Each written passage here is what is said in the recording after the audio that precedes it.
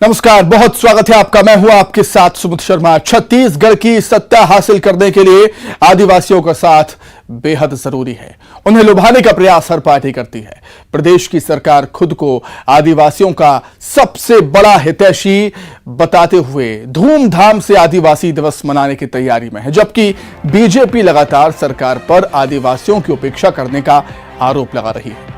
आदिवासी दिवस पर सियासी बहस छिड़ी हुई है। बात आज इसी पर होगी और इससे जुड़े कुछ सवाल भी हमारे पास हैं जो आपको बड़ी स्क्रीन पर हम दिखाएंगे। सबसे पहला सवाल कहता है कि आदिवासी दिवस पर सियासत क्यों? आदिवासी दिवस पर सियासत क्यों हो रही है? एक महत्वपूर्ण और बेहद बड़ा सवाल है।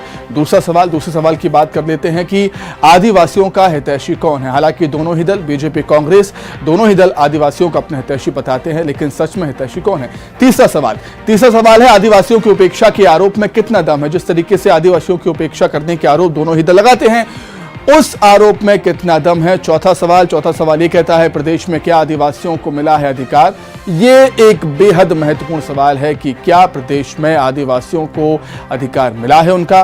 बात इसी पर होगी। रिपोर्ट देखें पहले।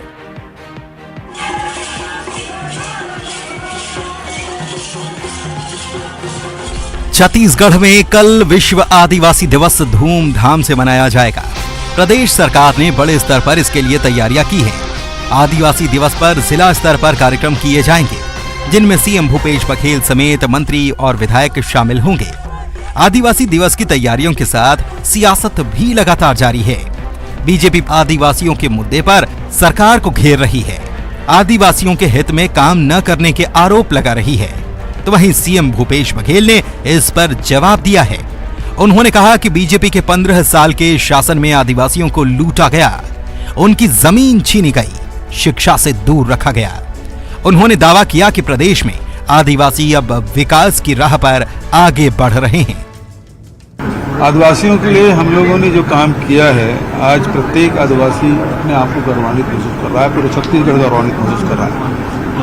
15 साल के कुशासन में आदिवासियों को लूटा गया, उसे उसकी ज़मीनें छीनी गई, उसको शिक्षा से दूर रखा गया, उससे इलाज से दूर रखा गया। और सबसे बड़ी बात यह है कि बस्तर के आदिवासियों को नक्सली समझकर या तो गोली से भून दिया गया या जेल में ठूस दिया गया। आज वो तमाम परिस्थितियां बिल्कुल नहीं हैं। सीएम भूपेश बघेल के इस बयान पर बीजेपी की तरफ से भी जवाब आया। बीजेपी मीडिया सेल के प्रमुख अमित चिमनानी ने कांग्रेस पर आदिवासियों का अधिकार छीनने के आरोप लगाए और पूछा कि रोजगार अधिकार छीनकर गौरव दिवस मनाना कितना सही है।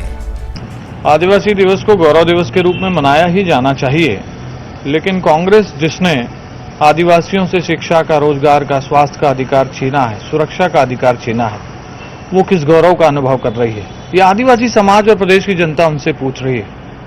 39,000 नवजात शिशुओं की मृत्यु हो गई इलाज के अभाव में, स्वास्थ्य का अधिकार छिन गया। तेंदू पत्ता बेचने के लिए उन्हें महाराष्ट्र जाना पड़ रहा है, बिना चप्पल जाना पड़ रहा है, रोजगार का अधिकार छिन गया। धर्मांतरण के तहत उनकी संस्कृति को नष्ट किया जा रहा है, संस्कृति का अधिकार छिन गया। आदिवासी बच्चियों की पढ़ाई के लिए उन्हें छात्रावास भेजा जाता है, 5 साल की बच्ची के साथ गैंगरेप हो जाता है। 7,000 बलात्कारों में सबसे ज्यादा बलात्कार अनुसूचित जनजाति के बच्चों और महिलाओं के साथ हुए हैं, उनका सुरक्षा का अधिकार भी चला गया है। तो ऐसे में आदिवासियों से सारे अधिकार छीन के कांग्रेस किस बात का गौरव दिवस मना रही है? प्रदेश में 30% से ज्यादा आदिवासी आबादी है। ऐसे में सत्ता तक पहुंचने के लिए उनका साथ बेहद जरूरी है। बीजेपी से लेकर कांग्रेस तक उन्हें लुभाने की कोशिश में जुटे हुए हैं। आदिवासी दिवस के बहाने सियासी निशाने भी साधे जा रहे हैं। Bureau report, news 18।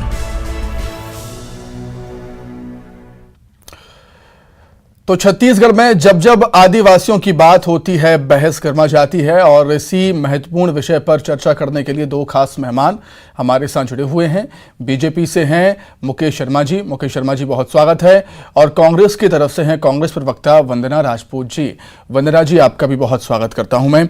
वंदना जी, सबसे पहले रिएक्शन आपसे चाहूंगा। आदिवासी दिवस पर राज्य सरकार एक बड़ा आयोजन करने जा रही है, लेकिन बीजेपी आप पर आरोप लगा रही है, कांग्रेस पर आरोप लगाती है कि हक छीना है कांग्रेस ने आदिवासियों का। क्या कुछ कहेंगे वंदना जी इस पर आप? देखिए, भारतीय जनता पार्टी विपक्ष में है और उनका काम है आरोप लगाना, लेकिन आप देखेंगे कि कांग्रेस की सरकार में आदिवासियों भाइयों की अगर बात करते हैं तो आदिवासियों के उत्थान के लिए कांग्रेस सरकार लगातार काम कर रही है। आदिवासियों की संस्कृति, मान सम्मान और कला को आगे बढ़ाने के लिए कांग्रेस सरकार लगातार काम कर रही है। भारतीय जनता पार्टी आदिवासियों के घर को उजाड़ने का काम किया है, वही कांग्रेस सरकार ने आदिवासियों के घर को बचाने का काम किया है और बसाने का काम किया है। अगर हम आदिवासी की बात करते हैं तो भारतीय जनता पार्टी की 15 साल की सरकार में आदिवासियों को शिक्षा और विकास से दूर रख करके मजबूरन उनको पलायन करने के लिए मजबूर कर देते थे आदिवासियों भाइयों को। लेकिन कांग्रेस की सरकार में उन लोगों को शिक्षा और विकास से हमने जोड़ने का काम किया है, जिनके कारण आज बिना अच्छे से जीवन जी रहे हैं। आज हम आदिवासी की बात करते हैं तो आदिवासियों को सरकार ने उनको रोजगार के साधन दिए हैं। उस रोजगार के जरिए उन लोग अपना जीवन यापन बहुत अच्छा। तो बिल्कुल जी वंदना जी, कुल मिलाकर आपका ये कहना है कि जो बीजेपी आरोप लगा रही है वो निराधार है। वंदना जी, दोबारा लौटूंगा मैं आपके पास। मुकेश शर्मा जी, क्या कुछ कहेंगे? आप जो आरोप लगा रहे हैं कांग्रेस पर, राज्य सरकार पर, वो निराधार हैं, कांग्रेस का ऐसा कहना? पार्टी अब सारे आडंबर वो करेगी। अभी उनको वोट लेना है। अच्छा है, आदिवासी दिवस है, उनका सम्मान होना चाहिए, आदिवासियों का सदैव सम्मान होना चाहिए। हमारे यहाँ 30% लगभग आदिवासी भाई रहते हैं, लेकिन मैं आपको बता दूं, अभी वंदना जी बोल रही थी आदिवासियों का ये किया, उनका ये सहयोग दिया।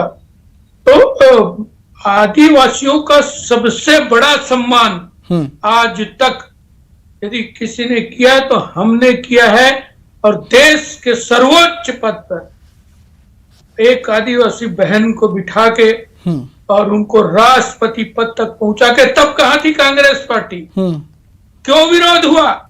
क्यों पक्ष नहीं, उनके पक्ष में वोट किया गया?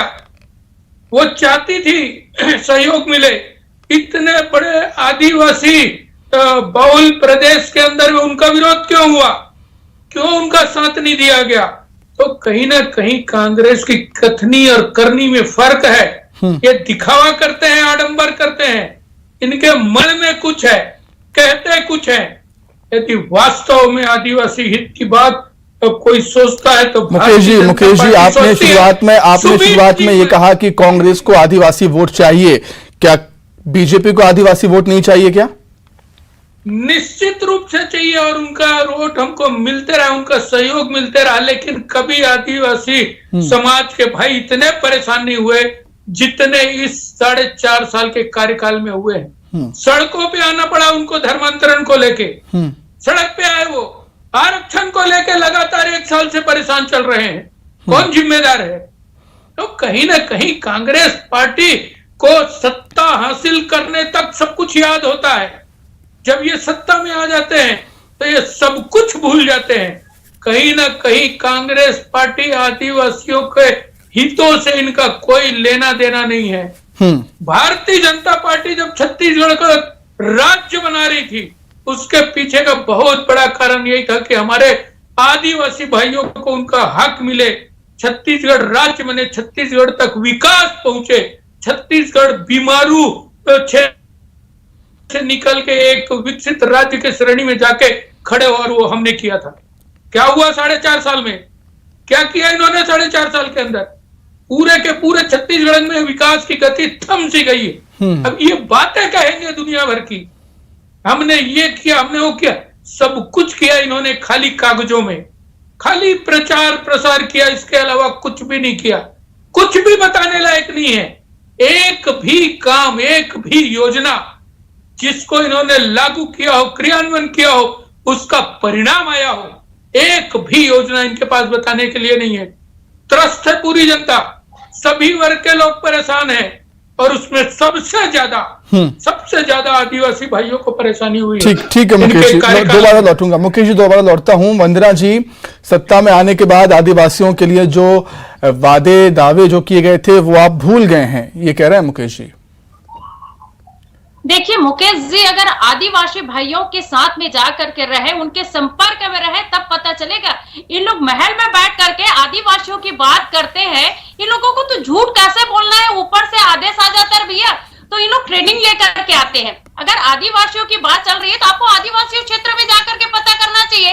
अगर आदिवासियों की बात करते हैं मुकेश भाई, तो आप देखिए, सुनिए सही ना, इतना सारा बात आप कर रही है, आदिवासी क्षेत्र में गई है, मैं आपको बताऊं, ध्यान से सुना, उनको सुनना पड़ेगा। जी जी बिल्कुल बिल्कुल मुकेश जी, दोबारा लौटूंगा मैं आपके पास में, दोबारा लौटूंगा मुकेश जी। जी तो जवाब सुनिए ना मुकेश जी वंदना जी क्यों प्लीज। चिल्लाते हैं जी भाई? जी बिल्कुल बिल्कुल। सुनिए, सवाल के अगर ऊपर सवाल आदिवासियों की कर बात रही है, कर आप रहे हो आदिवासी तो क्षेत्र जल में- जंगल अरे आदिवासी जमीन प्रदेश छीनने में का जन्म काम लिया भाजपा हूं की मैं। सरकार ने किया था, मेरा और जन्म उनके जो हुआ उस जमीन की प्रदेश जो में। वापसी अधिकार दिलाने का जो काम है वो कांग्रेस सरकार ने किया है, कांग्रेस सरकार ने किया है।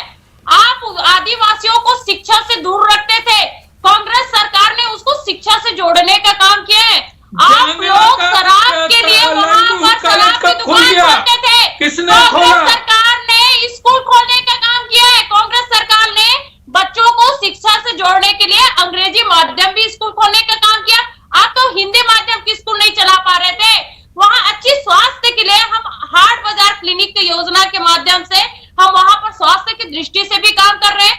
रोजगार की दृष्टि से हम 65 लघु वनोपजों की खरीदी कर रहे हैं, जो आदिवासियों का मुख्य स्रोत है। हम किसानों के जेब में डायरेक्ट पैसा दे रहे हैं। आज आदिवासी अगर सबसे ज्यादा खुशहाल है तो छत्तीसगढ़ के राज्य में खुशहाल है। इसीलिए तो आप लोग छत्तीसगढ़ की बात करते हैं या बस्तर की बात करते हैं।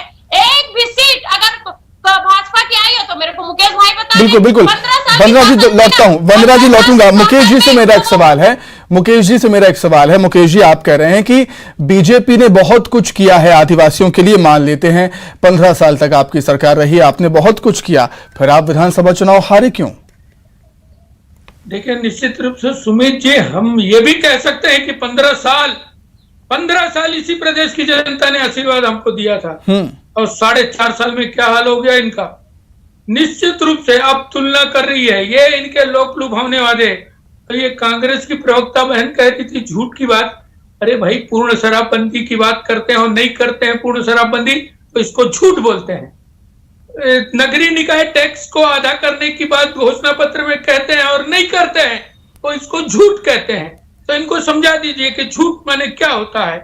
आप 4 मुफ्त सिलेंडर का किसानों को और गांव के नागरिकों के देने की बात करते हैं, और अरे आप सुन लो, आपको आप अपने घोषणा पत्र को पढ़े नहीं हो लगता है, महंगाई पर नहीं आना को अपने घोषणा पत्र को पढ़े नहीं लगता है। वंदना जी, अब इनको झूठ पर समझ में आ रहा है कि झूठ क्या है।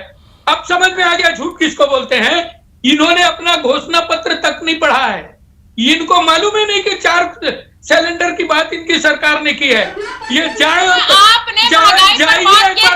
घोषणा पत्र और पूरा घोषणा पत्र को पढ़ लीजिए। आप घोषणा पत्र को पढ़ लीजिए, उसके बाद आप मेरे से चर्चा करिए। आपने अपना खुद का घोषणा पत्र अभी तक नहीं पढ़ा है, ये बहुत दुखद है, बहुत दुखद है कि आप अपना घोषणा पत्र। अच्छा ठीक है वंदना जी, मेरा एक और सवाल मुकेश जी से है। मुकेश जी, जब आदिवासियों की बात होती है, बीजेपी ये कहती है कि हमने देश के सर्वोच्च पद पर आदिवासी को बैठाया, ठीक है, अच्छी बात है, लेकिन मुझे आप ये बताइए कि क्या इससे सब कुछ हो जाता है? नहीं, इससे सब कुछ नहीं होता है। आपको आदिवासियों के लिए काम करना पड़ेगा, आपको आदिवासियों की आवाज उठानी पड़ेगी। मुकेश जी। सुमेश जी, निश्चित रूप से आदिवासियों के लिए और हमारी सरकार की, भारतीय जनता पार्टी की प्राथमिकता में है हमारे आदिवासी भाई। निश्चित रूप से हम तुलनात्मक यदि बात करेंगे तो कांग्रेस पार्टी की सरकार और कांग्रेस पार्टी की सोच से बेहतर सोच और अच्छा सोच भारतीय जनता पार्टी की रही। अब मैं बता दूं, बस्तर के अंदर में आदिवासी क्षेत्रों के अंदर में सबसे बड़ी समस्या थी कि इनको 12 महीने भोजन की व्यवस्था, क्योंकि 3-4 महीने तो इनके खेती किसानी। चलिए ठीक है, वंदना जी कुछ कहना चाह रही हैं। मुकेश जी लौटता हूं दोबारा। जी वंदना जी कुछ कहना चाह रही हैं। मुकेश जी दोबारा लौटता हूं, वंदना जी कुछ कहना चाह रही हैं, उनको सुन लेते हैं। जी वंदना जी। आदिवासियों का ये लोग इतना अधिक अपमान किए हैं सुमित जी, मैं बता दूं, यहाँ तक कि जनता को तो छोड़िए, ये लोग अपने खुद भाजपा के नेताओं को नहीं छोड़े हैं। अगर हम नंद कुमार साय जी की बात करें, वो इतना ज्यादा अपमानित हुए कि भाजपा छोड़ करके बहुत वरिष्ठ नेता थे वो कांग्रेस में शामिल हुए। कुछ दिन पहले हमने देखा कि इनके ननकी राम कंवर जी जो बहुत ही वरिष्ठ इनके नेता है, उनको भाजपा कार्यालय के गेट के अंदर नहीं घुसने देते हैं जब अंदर मीटिंग चलता रहता है। इस तरह लगातार आदिवासियों नेताओं का अपमान किया जाता है। और आदिवासियों की बात करते हैं, आदिवासियों के अधिकार छीनने का काम यदि किया है तो भाजपा के सरकार में किया है। अगर आदिवासियों के जो जल जंगल जमीन छीनने का काम किया तो भाजपा के सरकार ने किया है। कांग्रेस के सरकार ने उनके अधिकारों का रक्षा किया है। और आप देखेंगे आज शिक्षा हो या विकास हो, हर चीज में उन लोगों का ध्यान अगर रखा जाता है तो कांग्रेस सरकार। आज छत्तीसगढ़ की संस्कृति, छत्तीसगढ़ की परंपरा, छत्तीसगढ़ के जो आदिवासी रीति रिवाज है उनको मान सम्मान से बढ़ाने का काम किया है तो कांग्रेस की सरकार ने किया है। आज इसीलिए आदिवासी दिवस को हम गौरव दिवस के रूप में मनाना चाह रहे हैं। इसलिए भाजपा के नेताओं को तकलीफ हुआ कि गौरव दिवस के रूप में क्यों मना रहे हैं। तो क्या तकलीफ है भाई आदिवासी को?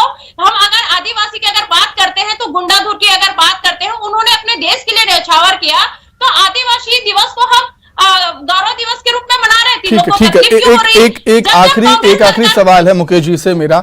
मुकेश जी, विपक्ष का काम है सरकार की नाकामियां बताना, बहुत सारे आरोप तो लगाता ही है विपक्ष, लेकिन मैं जानना चाहूंगा कि बीजेपी के पास कोई प्लान है आदिवासियों के लिए कि अगर आपकी सरकार बनती है तो आदिवासियों के लिए क्या करेंगे आप, और आदिवासी आपको वोट क्यों करे? मुकेश जी देखिए, निश्चित रूप से सुमित जी, भारतीय जनता पार्टी को आदिवासी समाज से भी काफी आशीर्वाद मिला है, काफी सहयोग मिला है। और आने वाले समय में भी छत्तीसगढ़ के अंदर में आदिवासी बहुत क्षेत्र है, उसमें विकास सर्वाधिक हो, उनकी जो मूलभूत आवश्यकता है उनकी समझती है और गंभीरता से समझती है। और पहले भी हमने अनेक कार्य आदिवासी भाइयों के हित के लिए किया है और आगे भी जब भी हमारी सरकार आएगी निश्चित रूप से हमारी प्राथमिकता में। ठीक है, चलिए, दोनों ही दल अपने आप को आदिवासियों के हितैषी बताते हैं, लेकिन सबसे बड़ा सवाल यही उठता है कि क्या आदिवासियों को उनका हक मिल पाया है? समय की बेहद कमी है। मुकेश जी बहुत धन्यवाद आपका। वंदना जी आपका भी बहुत शुक्रिया चर्चा में शामिल होने के लिए। फिलहाल चर्चा में इतना ही। नमस्कार।